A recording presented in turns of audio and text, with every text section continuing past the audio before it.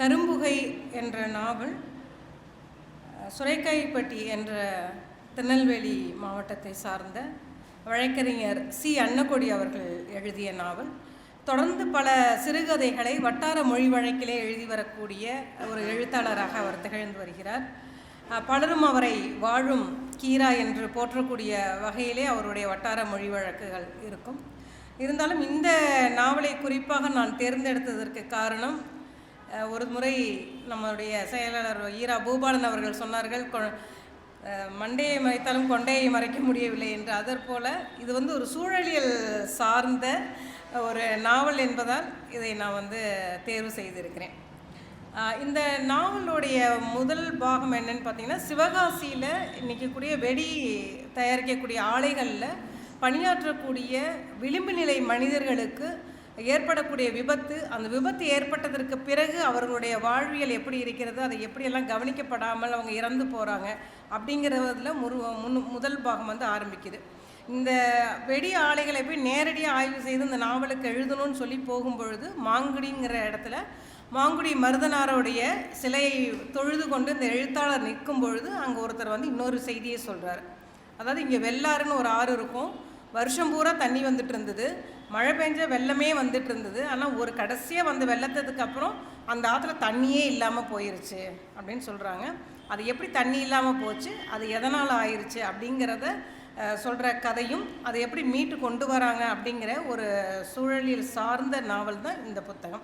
சூழலில் சார்ந்து இருந்தாலும் கூட வெறுமனே சூழலில் மட்டும் சொல்லாமல் ஒரு பெண் முன்னேற்றம், ஒரு திருநங்கை எப்படி மதிக்கணும், சமூகத்தில் ஒரு பெண் அரசியல்வாதியாக அரசியல் எப்படியெல்லாம் பங்கு பெற வேண்டும், ஒரு அரசியல்வாதி எப்படியெல்லாம் எளிமையாக இருக்க வேண்டும் போன்ற பல்வேறு கூறுகளை இந்த நாவல் தாங்கியிருக்கிறது.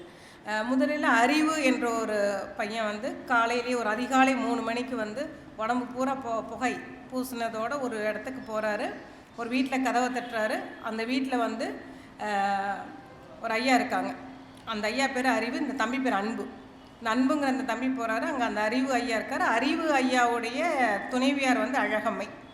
ஸோ அவங்கள்ட்ட இவர் அந்த ஃப்ளாஷ்பேக்கு கதை தான் இந்த சிவகாசியில் நடந்த சம்பவங்களை எல்லாம் குறிப்பிட்டு வராரு. அப்போ அவங்க வீட்டில் ஒரு நூலகம் இருக்குது. அந்த நூலகத்தில் ரூட்ஸ், அந்த புக்கு எல்லாருக்குமே தெரிஞ்சிருக்கும். அந்த ரூட்ஸுங்கிற புத்தகத்தை போய் ஒரு எடுத்து படிக்கிறதுக்காக திறக்கும் பொழுது உள்ளே இருந்து ஒரு புத்தகம் நழுவி விழுது. அந்த டைட்டில் காணாமல் போன தேவதையின் கதைன்னு இருக்குது. இவர் ஒரு வாலிப வயதில் இருக்க பையனால் காணாமல் போன தேவதையோட கதைன்னு சொன்னோன்னா ஒரு வேறு ஏதோ ஒரு இது போல இருக்குன்னு சுவாரஸ்யம் நினச்சிட்டு எடுத்து மறைச்சி வச்சுக்கிறாரு. மறைச்சி வச்சுட்டு அந்த அறிவு ஐயாக்கிட்டே அழகமையிட்டையும் காட்டாமல் அப்படியே வச்சுட்டு அது என்னவா இருக்கும் அப்படின்னு நினச்சி அதை தேடி போகிறாரு. தேடி போகும்பொழுது அந்த காணாமல் போன தேவதை என்ன அப்படிங்கிறத அவர் கண்டுபிடிக்கிறார். அப்போ என்னென்னா, இரு மாநிலத்துக்கு இடையில் இருக்கக்கூடிய அந்த வெள்ளாறுங்கிற ஒரு ஆறில் தண்ணி வராமல் போனதுக்கு காரணம், அந்த வெள்ளம் வந்தப்போ ஒரு பெரிய பாறை உருண்டு அந்த பாதையை அடைச்சிடுது. அந்த பாறையை எடுத்துட்டு அதை எப்படி தண்ணியை உள்ளே கொண்டு வரணும் அப்படிங்கிறதுக்காக கேரளா மாநிலத்தில் இருக்கக்கூடிய ஒரு எம்எல்ஏவை சந்திக்க போகிறார். அந்த எம்எல்ஏ ஒரு பெண்ணாக இருக்கிறார். அவர் தமிழ்நாட்டில் சிறிது காலம் வாழ்ந்து அந்த அன்போடைய பாட்டி கூட அன்புக்கு தெரியலை, ஆனால் அன்போட பாட்டி வீட்டுக்கு பக்கத்தில் இருக்கக்கூடிய ஒரு நபராக இருந்து எம்எல்ஏ ஆயிடுறார். அந்த எம்எல்ஏ ஆனதுக்கு பிறகு அவங்க எவ்வளோ எளிமையாக இருக்கிறாங்க, அவங்களுடைய அடுமனையை விவரிக்கிறார் எவ்வளோ எளிமையாக இருக்குன்னு. அப்போ இந்த பையனுடைய அந்த வீரம், இந்த சமூகத்திற்காக தான் எப்படி வாழ வேண்டும் என்ற அந்த அன்பு தன்னுடைய முன்னெடுப்பை எடுக்கிறார் என்பதையெல்லாம் பார்த்து சித்ராதேவி அந்த எம்எல்ஏ அவங்களுக்கு இவர் மேலே ஒரு காதல் ஏற்படுகிறது. ஆனால் இந்த பையனுக்கு அந்த காதல் புரியலன்னொன்னே ஒரு ஆணுடைய காதல் புரியாத பொழுது ஒரு பெண் எப்படி ஆண் மீது கோபப்படுவாள் என்பதையும் ஒரு மெல்லிய உணர்வுகளையும் இதில் அப்படியே சொல்லிகிட்டே வராங்க. வழிநெடுக இவர் அந்த ஆற்றை நோக்கி பயணம் படக்கூடிய வழிநெடுக உள்ள கதை மாந்தர்கள், அங்கு உள்ள நிலப்பரப்பு, நிலவியல், அங்குள்ள வாழ்வியல், அங்குள்ள சொலவடைகள், உணவு கலாச்சாரங்கள் அப்படின்னு சொல்லி பல்வேறு அடுக்குகளை கொண்டதாக அந்த நாவல் இருக்குது. ஒரு நாவல்னு சொன்னால் நிறைய அடுக்குகளும் பின்னணி கதைகளும் இருக்க வேண்டும். அந்த வகையிலே ஒரு சிறப்பான நாவலாக இருக்கிறது. கடைசியாக அந்த பொண்ணு சித்ராதேவி இவரை மனம் செஞ்சுக்க மாட்டேன்னு சொல்கிறாங்க. அதற்கான காரணமாக திருநங்கைன்னு தன்னை சொல்கிறாங்க. திருநங்கை இருந்தாலும் பரவாயில்லன்னு சொல்லி அவர் திருமணம் செய்து கொள்கிறார். அப்புறமா அவருக்கு தெரிஞ்சிடுது அவங்க இந்த மாதிரி தான் பொய் சொல்லியிருக்காங்க அப்படின்னு சொல்லி. ஸோ இந்த மாதிரியாக இந்த கதை போகுது. இந்த கதையில் என்னென்னு பார்த்தீங்கன்னா, பாலின சமத்துவம் கோருதல், சமூகவியலில் ஒரு திருநங்கைகளை எப்படி மதிக்கணும், இளம் வயது பெண் அரசியலில் எப்படி பங்கேற்க வேண்டும், அரசியலில் ஒரு பெண்ணுக்கான பங்கு என்னவாக இருக்கிறது, போன்ற பல்வேறு குணங்கள், பொது உடைமை, போராடும் குணம், இந்த மாதிரி நிறைய சொல்லிகிட்டே வரும்பொழுது என்னென்னா, கால்வாய்களுக்கு அணைக்கட்டுகளுக்கெல்லாம் மனிதர்கள் பெயரை சூட்டாமல் பறவைகளின் பெயரை சூட்டியிருக்கிறார்கள். வழிநெடுக பல்வேறு மரங்களை, பல்வேறு பறவைகளை, விலங்குகளை, காணுயிர்களை பெயர்களோடு ஆவணப்படுத்தியிருக்கிறாங்க. அதே மாதிரி ஒரு காட்டுக்குள்ளே போகும்பொழுது அங்கே கஞ்சா விற்பனை செய்யக்கூடிய நபர்கள் ஒரு கும்பல் வருது. அங்குள்ள பிரச்சனைகள், இந்த மாதிரி பல்வேறு பிரச்சனைகளை, பல்வேறு சமூகம் சார்ந்த சிந்தனைகளை இந்த நாவல் உள்ளடக்கி இருக்குது. இது போக இரு மாநில நதிநீர் பங்கீடு அப்படின்னு வரும்பொழுது அண்டை மாநிலங்கள் எப்படி ஒன்றுக்கு ஒன்று உதவிகரமாக, எப்படி அரசியல்வாதிகள் ஒருத்தங்களுக்கு உதவியாக இருக்க வேண்டும் போன்ற பல்வேறு கூறுகளை கூறுகிறது. இதில் அந்த ஒரே ஒரு ஆள் அன்புங்கிறவனால இது முடியுமா அப்படின்னு ஒரு கேள்வி எழுத்தாளருக்கு எழும்போது பென்னி குயிக்கை கொண்டு மைண்டில் வச்சுக்கிட்டு, பென்னி குயிக் அப்படிங்கிற ஒருத்தருடைய ஆளுமையை அன்பு மீதும், பென்னி குயிக்கோட மனைவியாக சித்ராதேவியையும் அவராக வர்ணித்து கொண்டு இந்த நாவலை எழுதியிருக்கிறார். இந்த மாதிரிலாம் நடக்குமா என்பதை அப்படின்னு ஒரு கேள்வி அவருக்கும் வந்திருக்கு. ஆனால் இப்படிலாம் நடந்தால் நல்லா இருக்கும், கமல் சொல்வார்ல கடவுள்னு ஒருத்தர் இருக்காருன்னு, இல்லை இருந்தால் நல்லா இருக்கும்னு நினைக்கிறேன்னு சொல்கிற மாதிரி இந்த மாதிரியான சம்பவங்கள் நடந்தால் நன்றாக இருக்கும் அப்படிங்கிற மாதிரியாக அவர் அந்த எழுத்தாளர் எழுதியிருக்கிறாரு.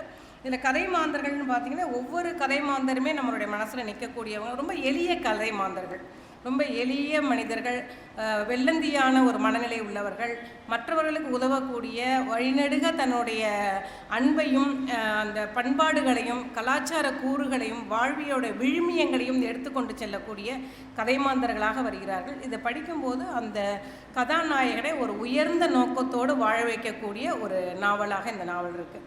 இதை பற்றி ஏன் ரொம்ப விரிவாக பேசுகிறேன்னா, இது ஒரு வட்டார மொழி வழக்கோடு இருக்குது. அப்படி இருக்கும் பொழுது அந்தந்த பகுதிக்கான கலாச்சாரங்கள், சொலவடைகள், பல விஷயங்களை இதில் ஆவணப்படுத்தியிருக்காங்க. அந்த வகையில் இந்த நூல் மிக சிறந்த நூல். இதில் பல்வேறு நூல்கள் குறித்தான குறிப்புகளும் இருக்குது. இந்த நூலகம் இருக்குது இல்லையா, அதில் என்னென்ன புத்தகங்கள் இருக்குது அப்படிங்கிறதெல்லாம் இருக்குது. அந்த காடி கஞ்சி அந்த மாதிரியான சில உணவு வகைகள், பறை, அந்த அங்கே உள்ள நாடகங்கள், நாட்டியங்கள், அங்குள்ள விளையாட்டுக்கள், இந்த மாதிரி பல்வேறு செய்திகளை கொடுத்துருக்காங்க. இதில் ஒரு கதாபாத்திரத்துக்கான உந்துதல்கள், உணர்ச்சியோட உந்துதல்கள் உள்ள ஒரு சிறந்த நாவல்களாக, பல அடுக்குகளை கொண்ட நாவலாக இந்த நூல் இருக்கிறது. இந்த நூலை அவசியமாக எல்லாருமே படிக்கணும்னு நான் விரும்பி கேட்டுக்கிறேன். ஏன்னா நான் இருமணி நதிநீர் பங்கீடு திட்டத்தில் இருக்கிறதுனால அந்த தண்ணீரோட பிரச்சனை என்னன்னு தெரியும். அந்த தண்ணீர் பிரச்சனைனால இங்கே எப்படி விளைச்சல் இல்லாமல் போகுது, அவங்க விளைச்சல் இல்லாத காலகட்டத்தில் ஒரு திருமணத்திற்கு எப்படி கடன் வாங்க ஒரு கடைக்கு போகிறாங்க, அந்த 2-3 கடைகள் இருந்தாலும் ஒரு கடைக்கார் எப்போதுமே கடன் கொடுத்துட்டே இருக்கிறாரு, எப்படி அங்கே பொருட்கள் எடுக்கிறாங்க போன்ற பல்வேறு செய்திகள் இதில் இருக்குது. இது ஒரு அழகான ஒரு கிராமத்தில் ஒரு உயர்ந்த நோக்கத்தோடு வாழக்கூடிய கதை மாந்தர்களோடு நாமும் பயணிக்கிற மாதிரியான ஒரு நாவல் கரும்புகை. இந்த நாவல் எனக்கு மிக பிடித்திருந்ததுனால, நிறைய பேர் அணிந்துரை கூட நான் உடனே கொடுக்கறதில்ல, இந்த நாவல் எனக்கு ரொம்ப மனசுக்கு பிடிச்சிருந்ததுனால அணிந்துரையும் இந்த புத்தகத்துக்கு நான் வழங்கியிருக்கிறேன். அந்த வகையில் அண்ணன் வழக்கறிஞர் சி. அன்னக்கோடி அவர்களுடைய இந்த நாவல் அனைவரும் படிக்க வேண்டிய ஒரு நாவல். வாய்ப்பளித்த பொள்ளாச்சி இலக்கிய வட்டத்துக்கு என்னுடைய நன்றி.